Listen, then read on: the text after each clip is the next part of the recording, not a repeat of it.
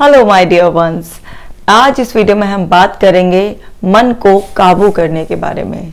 अक्सर लोग कहते हैं हम तो मन के राजा हैं, जैसा दिल चाहता है वैसा ही करते रहते हैं। बड़ी गलत फहमी में जीते हैं। मन के राजा थोड़ी ना है, मन के गुलाम है, क्योंकि जैसा मन कहता है वैसा ही करते हैं। तो गुलाम का ही तो काम होता है ये ऐसा। या फिर कितना भी कर लें, लेकिन इस मन पर काबू कर पाना बिल्कुल असंभव है। ये तो मन हमें बिल्कुल नाच नचाता रहता है। ये लोग भी गलत हैं, क्योंकि मन पर काबू कर पाना संभव है। मुश्किल ज़रूर है, लेकिन संभव है। तो चलिए आज हम अपनी इसी अंडरस्टैंडिंग को डेवलप करेंगे। ये वीडियो सोल्यूशन ओरिएंटेड है, आपको लास्ट तक ज़रूर देखना है और शेयर ज़रूर करना है। डियर डिप्रेशन लेट्स ब्रेकअप, जो कि एक मास्टरपीस है, ज़रूर पढ़िए। और इस मन को काबू करने के प्रोसेस में आपको पेशेंस रखना पड़ेगा। उस पेशेंस को मेंटेन करने के लिए आपको ब्रीदिंग एक्सरसाइज और मेडिटेशन का सहारा लेना पड़ेगा।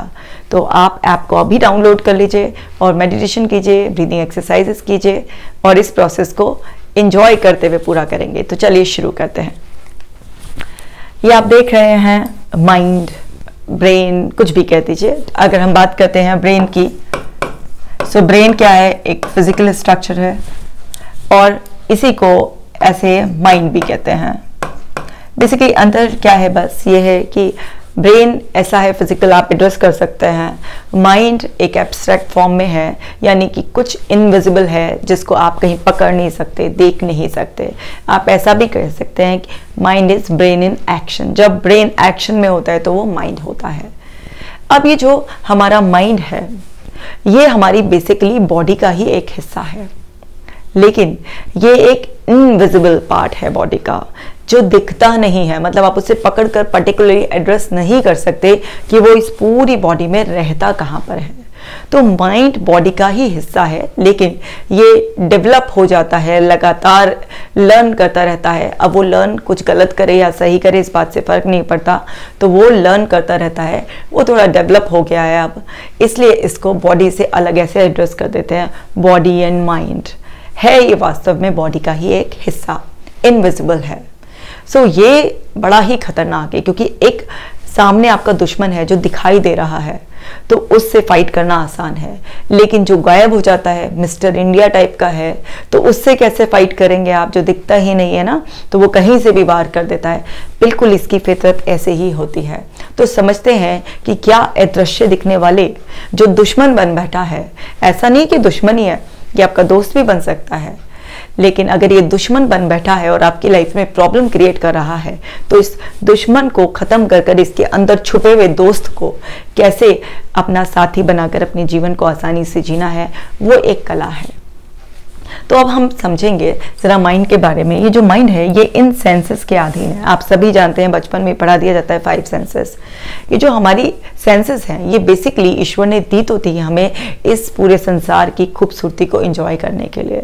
लेकिन उस खूबसूरती को आज टेक्नोलॉजी ने, या लोगों का जो माइंड इतना डेवलप हो गया है, उसने ऑल्टर कर करके बहुत सारी ऐसी चीज़ें बना दी हैं जिसके मोह जाल में हम फंस जाते हैं। आंखें कुछ देख लेती हैं, ऐसे कान सुन लेते हैं, कोई खाने की अच्छी सी खुशबू आ गई हमें, तरह तरह के जो ट्रिगर्स हमें एनवायरनमेंट से मिलते रहते हैं इन सेंसेस के थ्रू, वो सब कुछ हमारे माइंड में जाता रहता है और हमारी एक लर्निंग होती रहती है। तो इसका क्या काम है? कांस्टेंट लर्निंग करना। ये कांस्टेंट लर्निंग इसका एक फीचर है।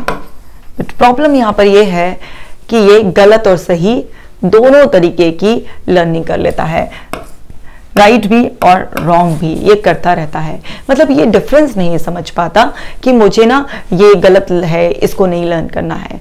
तो ये गाइड करने के लिए भी हमारे पास ईश्वर ने हमें अवेयरनेस दी है, यानी कि अवेयरनेस, या आप इसे विजडम कह लीजिए। मन को, जैसे अगर हम हिंदी में से माइंड को मन कहते हैं, अवेयरनेस को, विजडम को आप बुद्धि कह सकते हैं। आपने सुना होगा ना, मन लगाकर पढ़ो, मन लगाकर ये काम करो। मतलब मन लगाकर, यानी कि मन को लगाना पड़ता है, खुद नहीं लगता, वो लगाना पड़ता है। और बुद्धि के लिए क्या कहा है? बुद्धि का इस्तेमाल करो, समझो, इससे बुद्धि बढ़ेगी। यानी कि अंडरस्टैंडिंग। बुद्धि कैसे बढ़ती है? अंडरस्टैंडिंग से। बुद्धि बढ़ती है आपकी अंडरस्टैंडिंग से। और मन को क्या करना पड़ता है, लगाना पड़ता है। अब आसानी से लग जाता तो सारे कलेश ही निमट जाते, लेकिन आसानी से लगता नहीं है, तो इसको क्या करना पड़ता है, थोड़ा सा फोर्स करना पड़ता है। अब वो फोर्स कैसे करेंगे हम, जबरदस्ती। लोग फोर्स का मतलब यही सोचते हैं, पर जबरदस्ती पकड़ा और उठाकर बिठा दिया। जैसे एक बच्चा है, वो पढ़ नहीं रहा है, तो उसकी मम्मी, समझदार इंटेलिजेंट मम्मी आई और उसने क्या किया, टीवी बंद कर दिया, रिमोट छुपा के रख लिया, या फिर कनेक्शन कटवा दिया, और अब वो सोच रही है कि बस मैंने फोर्स कर दिया है, अब मेरा बच्चा बिल्कुल पढ़ लेगा आसानी से। लेकिन बच्चा भी बहुत गुरु है, जैसे ही मम्मी इधर उधर होगी तो वो फिर से उस टीवी को ऑन कर लेगा। मोबाइल छीना है तो मोबाइल इधर उधर, कभी दादा दादी का कहीं ना कहीं से लेकर जुगाड़ कर लेगा वो, और नहीं तो ग्रुप स्टडीज के नाम पर वो अपने दोस्तों के यहाँ जाने का बहाना मार देगा। तो फोर्स का मतलब वो फोर्स नहीं होता कि आपने बिना उसको समझाए, बिना अंडरस्टैंडिंग के आपने बस उसको एक काम में झोंक दिया। इस तरीके से तो ये टेम्परेरी सोल्यूशन होता है कि आपने क्या किया, उसकी सेंसेस के पास से जो पांचों सेंसेस हैं जो उसको ट्रिगर भेज रही थी, इसको आपने एनवायरनमेंट को चेंज कर दिया। टेम्परेरी है, ऐसे फोर्स कभी काम नहीं आते। अब ये फोर्स क्या होता है, फोर्स अगर अंडरस्टैंडिंग की तरफ से आए कि भाई इसको अंडरस्टैंड करो, और उसमें आपका मन अभी मान नहीं रहा होता है, तो फिर उसमें बार बार एक कॉन्शियसनेस, एक अवेयरनेस के साथ उसी चीज को रीइंफोर्स किया जाए। तो जो अंडरस्टैंडिंग है उसको रीइंफोर्स किया जाए, मतलब बार बार उस चीज को समझाया जाए। तो समझाने के स्तर पर जब ऐसा काम होगा, यानी कि बुद्धि हमेशा बढ़ती जाएगी और बुद्धि मन पर काबू करने की कोशिश करेगी, तो फिर ये मन क्या है, अपनी जो ताकत है, क्योंकि मन है तो बहुत शक्तिशाली, ये ऐसा छलावा, ऐसा भैरूपिया है कि जो आपको बर्बाद भी कर सकता है, और अगर ये आपके काबू में आ जाए तो आपको आबाद भी कर सकता है। एकदम इसको काबू में लाना इतना आसान नहीं होता।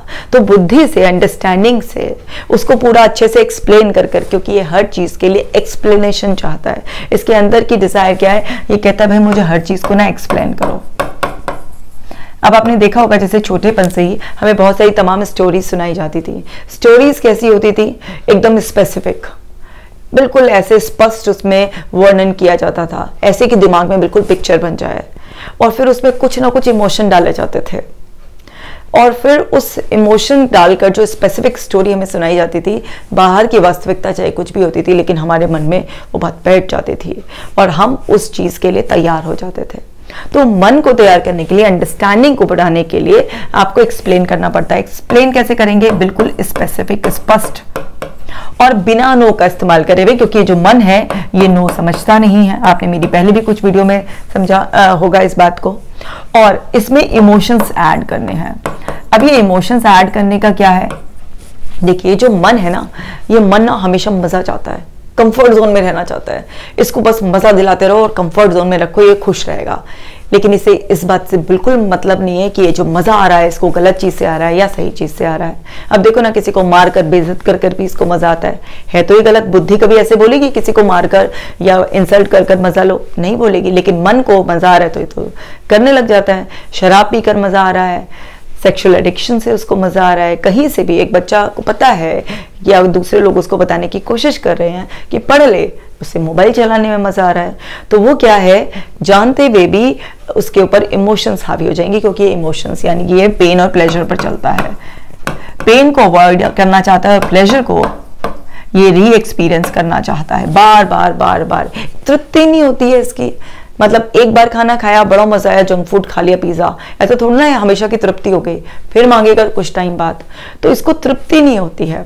ये जो है ना, बस जिस भी चीज में गलत या सही जगह से मजा आ रहा है उसे बार ये एक्सपीरियंस करना चाहता है। और पेन, जहां पर भी कुछ मेहनत का काम बता दो, कंफर्ट जोन बनाने की बता दो, ये उसको क्या है, चेंज नहीं करना चाहता उसको, मतलब उसको अपना कंफर्ट जोन में रहने में बड़ा मजा आता है, उसके बाहर वो देखना ही नहीं चाहता।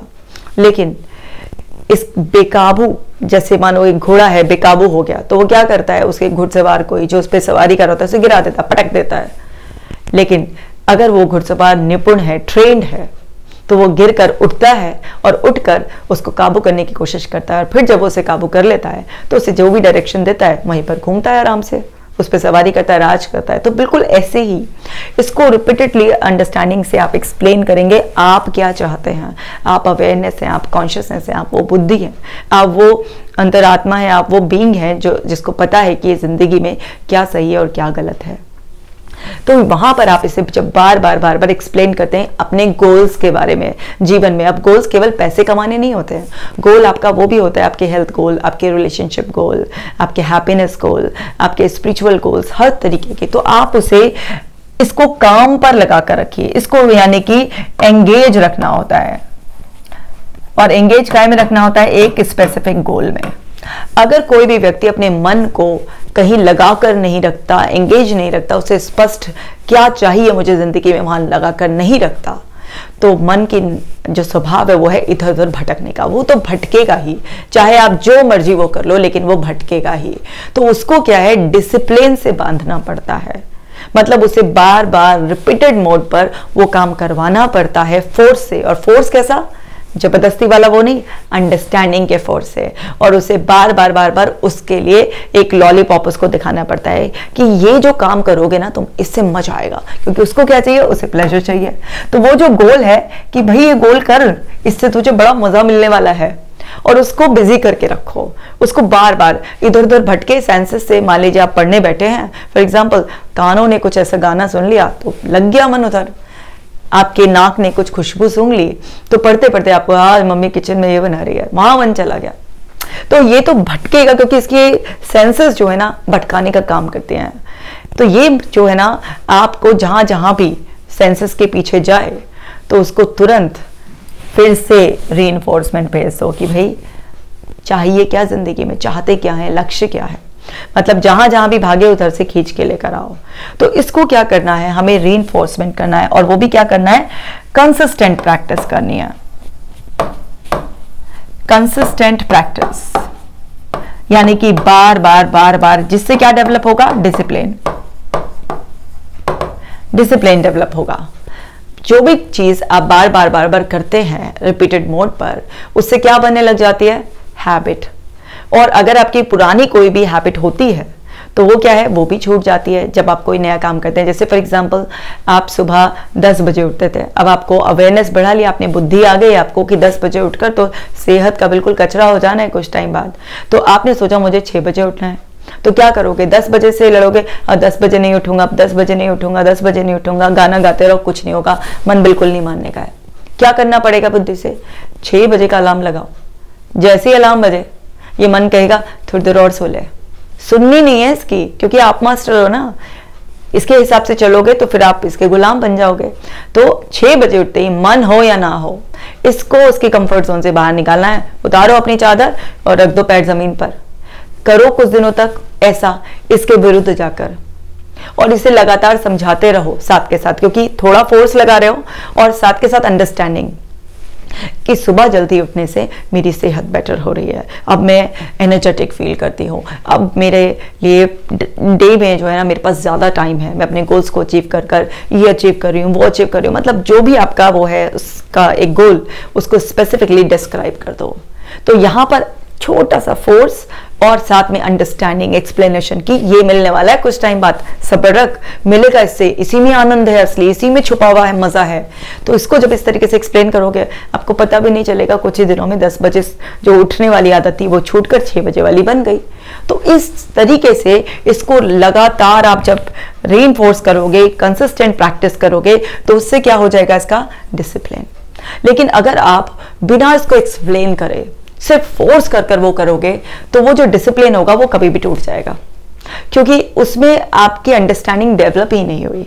अंडरस्टैंडिंग आपका उस चीज से मोह खत्म कर देती है। मतलब जिस चीज पे आप लगे हुए हो, तो वो जो चीज है जब यहाँ पर आप इसको एक्सप्लेन करते हो अंडरस्टैंडिंग, तो ये आपके अंदर कहते हैं ना उस चीज से मन ही हटा दिया बिल्कुल। जैसे एक स्पिरिचुअल लैंग्वेज में कहते हैं ना वैरागी हो गया है कि बिल्कुल ही अब इसको किसी चीज का मोह माया नहीं रही है। अब मोह माया हमें संसार की हर चीज से नहीं हटानी है, लेकिन गलत चीजों से तो हटानी है ना। तो हमें मन पर काबू करने के लिए ये काम करना पड़ेगा। अब ये प्रोसेस टाइम टेकिंग होता है, एकदम तो नहीं हो जाने का रातों रात। आपने कभी किसी ऐसे योगी का नाम सुना है जो आज बैठे अभी 2 मिनट में ही ना पूरे ज्ञान की प्राप्ति हो गई है? अरे सबको, चाहे वो बुद्ध हो या कोई भी हो, सबको समय लगा है मन पर मन को समझने का या मन पर काबू पाने का। कोई भी ऐसा इतिहास उठा के देख लो, कहीं पर भी ऐसा कुछ नहीं है कि 2 मिनट में काम हो गया, नहीं। तो इस प्रोसेस में आपको क्या रखना पड़ेगा, पेशेंस रखना पड़ेगा, क्योंकि ये जो है ना ये ढीठ है, बदतमीज है, ये टाइम लगेगा, तो आपको पेशेंस रखना पड़ेगा। अब पेशेंस रखने के लिए आपको बैलेंस रखना पड़ेगा। आप जब भी बैलेंस को खो देंगे, आप अपने संतुलन को खोते हैं तो सब कुछ खो देते हैं। देखिए, जो मन है उसे काबू में करना है, बुद्धि जो है उसकी समझ से हम मन को काबू कर रहे हैं, और ये जो शरीर है, शरीर का ही हिस्सा मन भी है। तो मन वो हिस्सा है जो दिखता नहीं है, और ये जो शरीर है वो दिखता है। बेसिकली जो मन को ईश्वर ने, प्रकृति ने इसलिए बनाया था कि जो शरीर के बाकी हिस्से हैं ज़रा उनका देखभाल रखे अच्छी तरीके से, सब कि क्या मेरे लिए सही है वो खाना है, क्या मेरे लिए सही है उस तरह के व्यायाम करने हैं, हर चीज़ अपने जीवन के लक्ष्य को बेहतरी से जीना है। लेकिन ये तो इन सेंसेस के चक्कर में पड़कर बेकार हो गया। तो अब हम इसे बुद्धि से, अपनी समझ से वापस पे लाइन पे ला रहे हैं। मतलब मैनेजर जो हमारे पूरे उसको मैनेज करने वाला है, उसको हम दोबारा से ट्रेनिंग दे रहे हैं। तो अब उसकी ट्रेनिंग हो जाएगी तो फिर बाकी सब चीज़ों की भी ट्रेनिंग आराम से ही हो जाएगी, क्योंकि अगर मैनेजर को ही सब कुछ अच्छी तरीके से आता होगा। अब उसमें एक बैलेंस रखना होता है। तो बैलेंस लाइफ को जीने के लिए आपको देखिए अपने खाने का भी ध्यान रखना पड़ेगा अच्छी तरीके से। आपको जो अब जीवन के लक्ष्य हैं उन पर भी अपना पूरा टाइम डिवोट करना पड़ेगा। हम सांसारिक प्राणी हैं तो हमें अपने रिश्तों को भी समय देना पड़ेगा। मतलब हमारे लिए काम भी ज़रूरी है, आराम भी ज़रूरी है, हमारे लिए प्यार को महसूस करना भी ज़रूरी है, और अपने इस शरीर को स्वस्थ रखने के लिए एक्सरसाइज करना और हमें अच्छा खाना पीना भी ज़रूरी है। और मन को एक चीज़ से और शांति मिलती है जब आप धन्यवाद देते हैं, आप ग्रैटिट्यूड में होते हैं, जब आप दूसरों को अप्रिशिएट करते हैं, इस लाइफ की ब्यूटी को अप्रिशिएट करते हैं, थैंकफुल होते हैं, तो भी इस मन में बड़ी शांति मिलती है। आप देखिए, जिन भी लोगों का मन स्थिर होगा, सब ने ध्यान की, सांसों पर विजय पाने की, इस तरीके की जो है ना प्रैक्टिसेस को पॉपुलर किया गया है। ये बिल्कुल सच है। ये केवल कुछ ऐसे लोग नहीं कि एक 50-60 साल की एज के बाद की प्रैक्टिस के लिए है। ये तो एक छोटा बच्चा जो 2-3 साल का बच्चा भी जो है ना उसको ट्रेनिंग दी जाए तो उसके लिए भी अच्छा है। ये ऐसा नहीं है कि एक एज के बाद अरे ये तो बूढ़ों का काम है कि ध्यान में बैठना, भजन कीर्तन करना, ये सब नहीं। ये सब चीज़ें हमें शांति देती हैं। शांति क्यों देती हैं?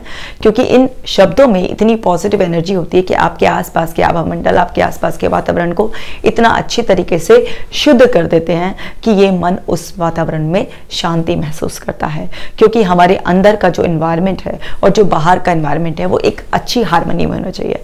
तो जब आप इस मन को सही तरीके से एक्सप्लेन करेंगे तो हमारे अंदर का एनवायरनमेंट पीसफुल हो जाएगा। हमारे अंदर जो भी भावनाएं हम महसूस करते हैं वो सब केमिकल रिएक्शंस हैं। वो कैसे आते हैं? हमारी जो एक्सप्लेनेशन होती है, जो थॉट होती है, उससे आते हैं, है ना। तो उसी से केमिकल्स ट्रिगर होते हैं, या फिर हमारे एक्सटर्नल एनवायरनमेंट का भी फर्क हमारे अंदर पड़ता है। जैसे मान लीजिए किसी को इमेजिनेशन में NLP हिप्नोसिस की उस ट्रेनिंग से उसको इमेजिन करा जाए कि एक वो बर्फीली जगह है और बर्फ उसके ऊपर पड़ रही है, तो उसको उसी अवस्था में वो अपने घर में बैठा है जहां पर अच्छी खासी गर्मी है, लेकिन उसको सर्दी का एहसास होने लग जाएगा। तो अंदर के एक्सप्लेनेशन से भी सर्दी का एहसास हो सकता है। या वो वाकई किसी ऐसी पहाड़ी इलाके में जहां पर बर्फ पड़ रही है वहां चला जाए, तो बाहर का एनवायरनमेंट होने से, जबकि उसके अंदर ऐसा कोई वो थॉट प्रोसेस नहीं था, उसको एहसास होने लगेगा उस ठंड का। तो कहने का मतलब ये है कि जो हमारे अंदर का और बाहर का एनवायरनमेंट है वो सब हमारी बॉडी के एक सेल पर प्रभाव डालता है। तो हमारे बाहर का एनवायरनमेंट जितना हम क्लीन का मतलब सिर्फ वैसी साफ सफाई से नहीं है, मतलब उस साफ सफाई से जो हमारे थॉट प्रोसेस से क्लीनिंग होती है, वो हमारे बाहर और अंदर दोनों जब एक हार्मनी में, मतलब अंदर जो है वही बाहर है, तो कोई कॉन्फ्लिक्ट ही नहीं होगा। तो वो सब बैलेंसिंग आपको करनी पड़ेगी। कैसे? अच्छा से खाना खा के, डेली एक्सरसाइज करके, आपको सेल्फ टॉक पॉजिटिव रखकर, इसको हर चीज़ को एक्सप्लेन कर और इसके नियम का ध्यान रखते हुए, मतलब लगातार लगे रहो, रिपीट करते रहो और इस प्रोसेस में एक्सप्लेन कर रिपीट करो, पेशेंस रखो और बैलेंस मेंटेन करो। 100% मन पर आप काबू पालोगे। तो कभी ये मत कहो कि मैं मन का राजा या रानी हूँ, नहीं। जब भी आप ऐसे कहते हो ना कि मैं मन का राजा और रानी हूँ, इस तरीके से, भाई मैं तो मन के हिसाब से चलते हैं। मन के हिसाब से चलने वाले मन के राजा रानी नहीं होते हैं। मन को अपने हिसाब से चलाने वाले मन के राजा और रानी होते हैं। दूसरी बात, इस पर काबू पाना असंभव नहीं है, बस थोड़ा सा मुश्किल है।